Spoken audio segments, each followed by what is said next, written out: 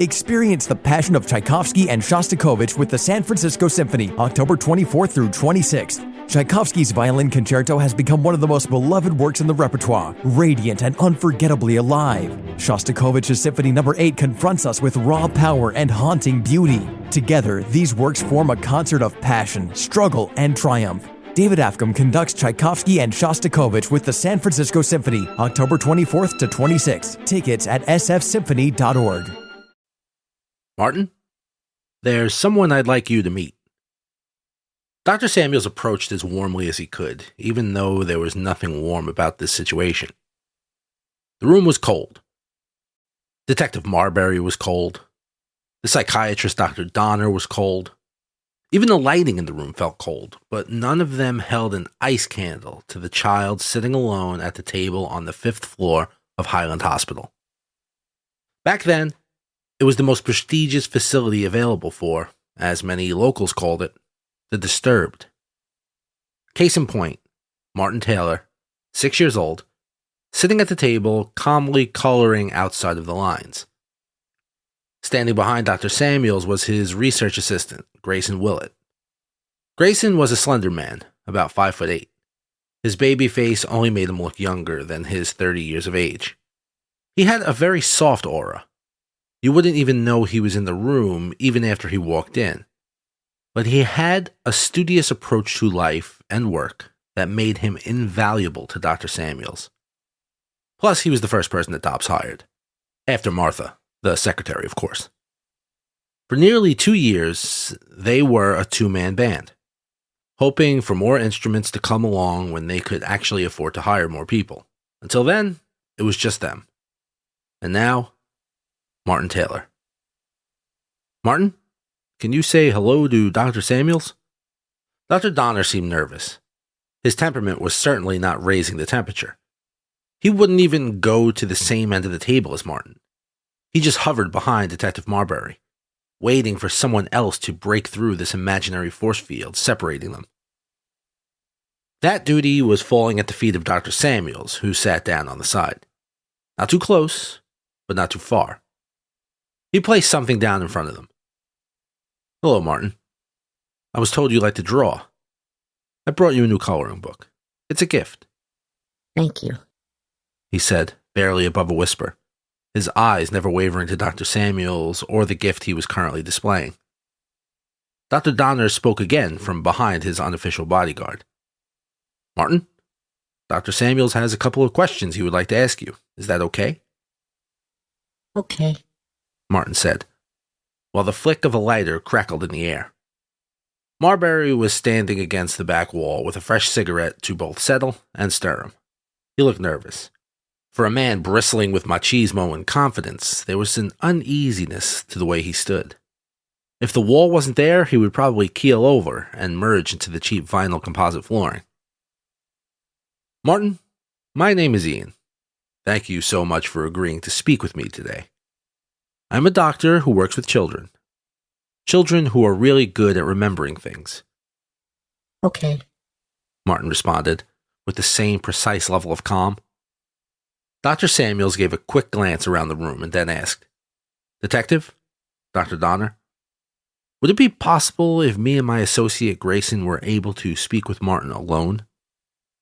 Marbury and Dr. Donner looked at each other. Their spines were clawing at their backs, tensing up their whole bodies. It was a wishful glance. If Dr. Samuels was able to put money on it, he would have bet that they wished that leaving was an option. Dr. Donner verified this by telling him, Unfortunately, Dr. Samuels, we are required to be here.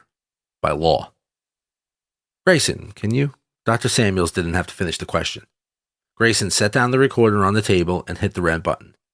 The conversation was officially in progress. Martin, you mentioned remembering things from before you were born. Can you tell me more about that? What do you remember? There was a brief silence. Martin put down the crayon, resting his head onto his arm. His eyes remained open, even though he seemed to be on the verge of sleeping. Dr. Samuels asked again. Martin, I'd really like to hear more about the things you remember from before you were born. The things that you told Detective Marbury about. The things that you told your mom about. Would that be all right? The think it's really interesting that you can.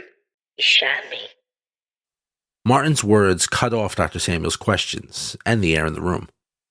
Who shot you, Martin? Kenny. Detective Marbury crossed his arms as he took another deep drag from his cigarette.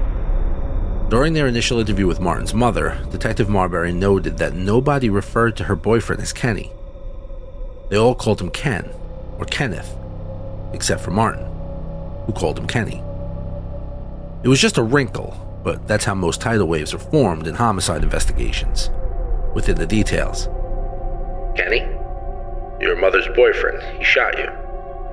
Martin nodded. Grayson chimed in for the one and only time. Hi, Martin. Do you mind saying yes or no instead of nodding? Thanks. Martin raised his head to look at Grayson. It was a knowing look. The kind of look that can slice right through you like deli meat. The kind of look that no 6-year-old should be able to exude. But Martin did. Grayson nearly incinerated into his chair. Kenny shot me. We were out hunting for deer, or so I thought. He said it was an accident. That's what he told everyone. But it was no accident. He shot me because he thought he could get away with it. He was wrong, and that's why God brought me back. It wasn't that he transformed. He still sounded like Martin. But there was a confidence to the way he spoke. So measured, so precise, Dr. Samuels barely had to nudge the conversation along. What if I told you, Martin, that the man you stabbed, Kenny, he died yesterday? I'd say good.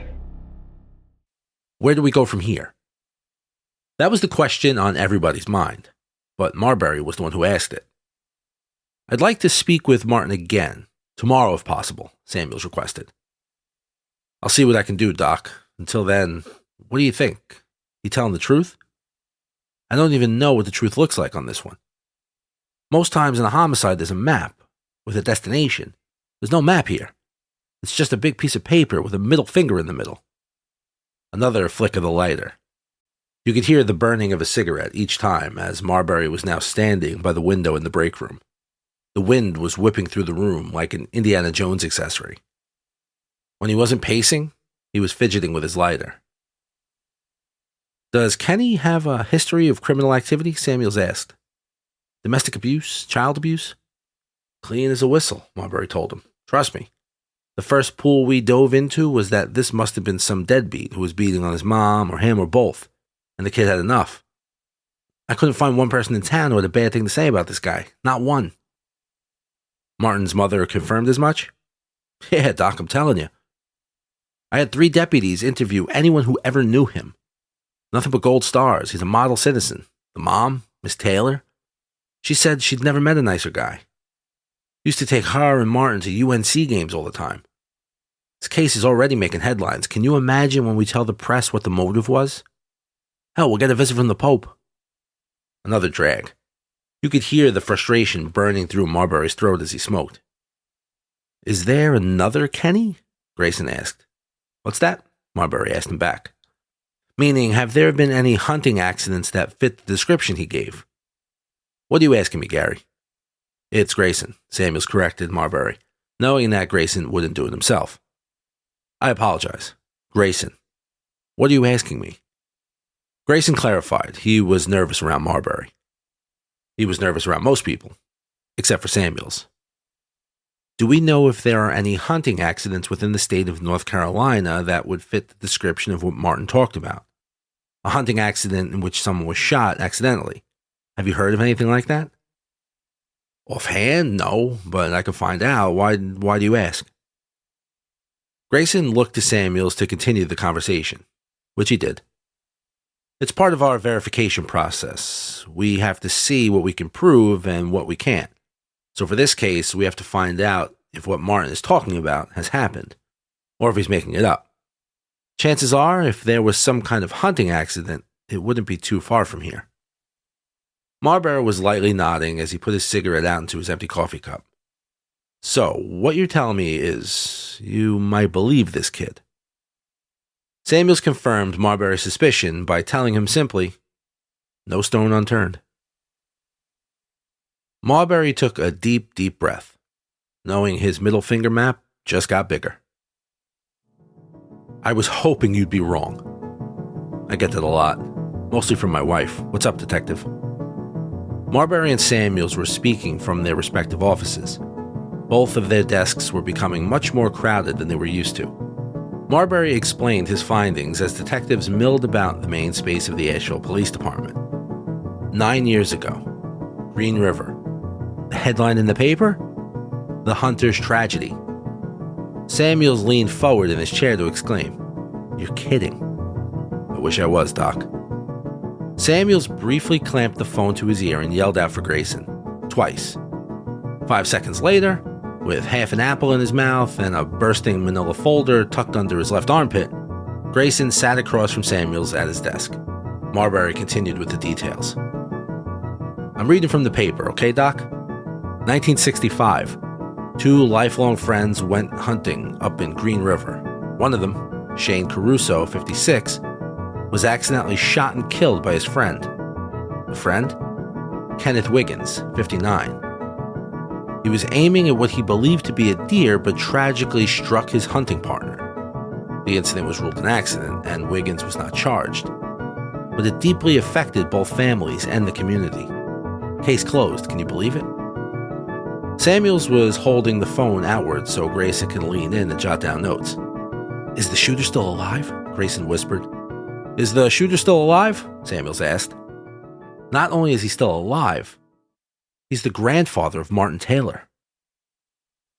"I would have thought you'd call me crazy." "To be honest, Mrs. Taylor, that's how most of our conversations begin." "That's reassuring," she said with a queasy smile.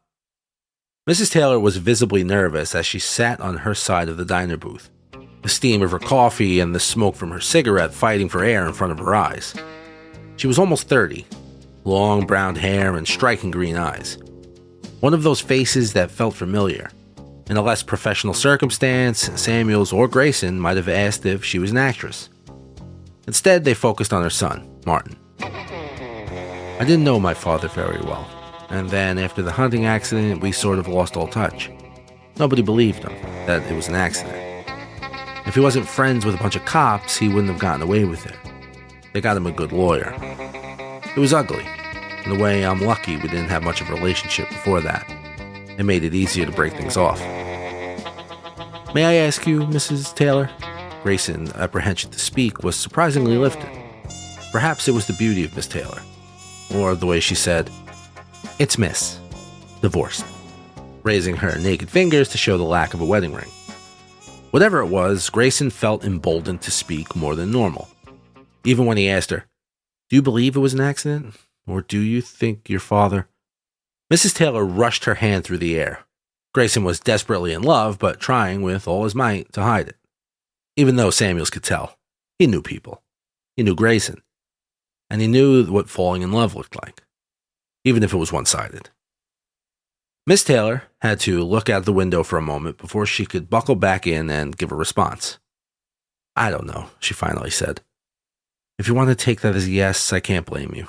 Truthfully, all I can think about right now is Martin, and what I'm supposed to do to protect him. What do I do?" Samuel smiled and said, "Tell him you love him. That's what a mother can always do." A tear rolled down her face. Grayson offered his napkin. She smiled and took it. "Maybe it's a curse." "What's a curse?" Grayson asked. "My family. Maybe that's the easiest explanation. My father cursed our family, and now my son is paying the consequence." "We don't know that, Miss Taylor." Samuels was now a bystander, a role he was unaccustomed to but happy to try on due to the jarring nature of the case and the potential connection between 2 people who have found each other in the most unexpected of places. Maybe something beautiful can come through all of this darkness, he thought. Grayson continued speaking, following the protocol of standard questioning that he had learned through his limited time with Dr. Samuels. "Miss Taylor, does Martin know the story of your grandfather?" "Call me Linda. And no, not that I'm aware of. We certainly never told him anything about that. It happened 3 years before he was born." "And your ex-husband? Could he have told him?" "No, he's stupid, but not evil. No, for the life of me, I don't know who he could have heard it from. And even if he did, so what? That doesn't mean he would kill someone. My baby, my poor sweet little boy. He's an angel. I swear, it doesn't make any sense. He's always been so sweet. I don't understand. Can you all help me understand how this happened? For the first time, Grayson went silent. He didn't know how to make her feel better. That's where Samuels came back in. Linda, the reason we are here is because that might not have been your son who killed him. Come on, y'all.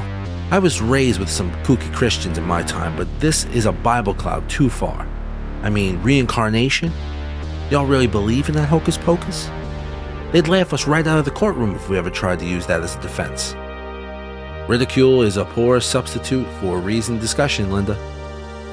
I don't know what that means, Dr. Samuels, but my baby's life is ruined and I don't have a damn clue how to make it better. Not a damn clue.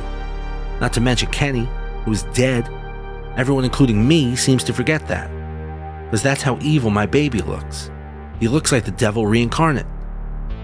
Kenny, the boyfriend. It was true. There had been so much attention being paid to the who and the why around the killer that the victim and any sympathy for the victim's family was being left firmly in the homicidal dust. The accolades were all true. Grayson and Samuels paid their due diligence the week leading up to their meeting with the Taylors. They could not find one negative thing about him. He seemed like the perfect guy. Fresh out of a stint in the army, he was finally home, ready to settle down into a new life. He meets this woman with a child who's looking for a fresh start. Two lost souls, making each other feel complete. And then, I just don't understand. Linda buried her face into her hands. This was stretching the limits of their experience and research. All of their cases up until this point had been outside of the law. They had been spiritual, trying to connect the pieces of a seemingly infinite puzzle board that stretched time beyond our capabilities to understand it. This was new. This was dangerous. This was life and death, and they were smack dab in the middle of it, trying to fit circles into a square. I can get you alone with him. But we have to watch through the window. That's the best we can do, Doc. That's wonderful, Detective. Maybe he'll feel more at ease if it's just us in the room. How soon can we speak with him? Grayson sat nearby at Samuel's desk as he spoke on the phone with Marbury. Martha, the secretary, was also in the room, highlighting different documents. It was all hands on deck. How's 9 a.m. tomorrow? 9 a.m. tomorrow is perfect, Detective. Thank you. We'll see you then. Oh, one more thing, Doc. What's that, Detective? Do the numbers 1023 mean anything to you?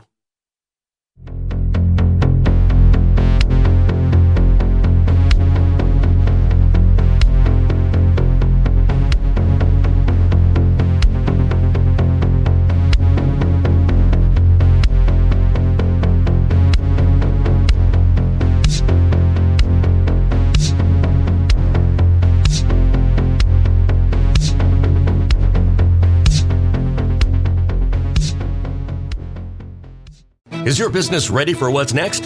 Think about where you want to be in 3 years, 5 years, 10. Growth isn't about numbers. It's having the right specialist by your side.